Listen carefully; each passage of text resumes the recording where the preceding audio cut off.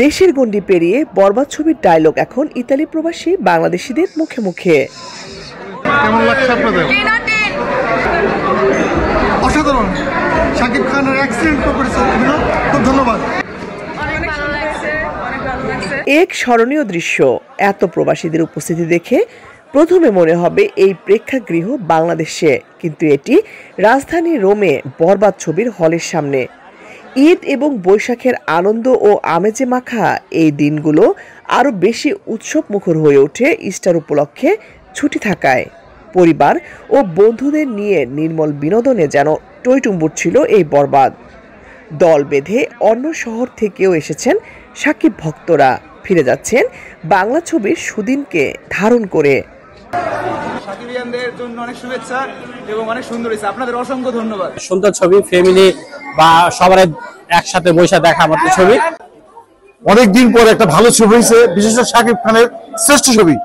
যারা বাসি আছি, এখানে থাকি, আমরা ইতালির মাটিতে এরকম বাংলা ছবি আসলে আশা করি নাই।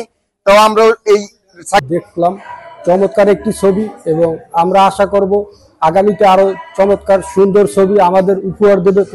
অনেক সুন্দর একটা সিনেমা উপহার দিয়েছে আমাদের মাঝে বাংলাদেশের সুপারস্টার শাকিব খান, যা আমরা অনেক ভালো লাগছে। ইতালির মাটিতে যে আমরা বাংলাদেশি ছবি দেখতে পারবো। যদি আমাদের এরকম ধারায় ছবি করতে থাকে, তাহলে ভবিষ্যতে আমাদের বাংলা ইন্ডাস্ট্রি এবং বাংলাদেশকে অন্যভাবে চিনতে শুরু করবে বিশ্বের সারা পৃথিবীতে। ছবির পরিবেশক সাংবাদিক আমির হোসেন জানান, বাংলা ছবিকে বিদেশের মাটিতে শক্ত শিখরে তিনি গাঁথতে চান। আমার দেশের প্রতি যে আমার দায়িত্ব কর্তব্য, যেরকম মাতৃত্ববোধ থাকে, ঠিক তেমনি আমি মনে করি যে আমার চলচ্চিত্র এবং আমার দেশের চলচ্চিত্র সারা বিশ্বে ছড়িয়ে পড়ুক। আমার মতন যারা আসলে প্রবাসে থাকেন, তারা যদি চলচ্চিত্রগুলো এনে মানুষের মধ্যে ছড়িয়ে দিতে পারেন, বিনোদনের আকর্ষণ করতে পারেন, আমাদের সেই দিন আর দূরে নেই যখন চলচ্চিত্রগুলো সারা বিশ্বে ছড়িয়ে যাবে। বাংলা ছবির চলচ্চিত্র জয়গান হবে সারা বিশ্বে।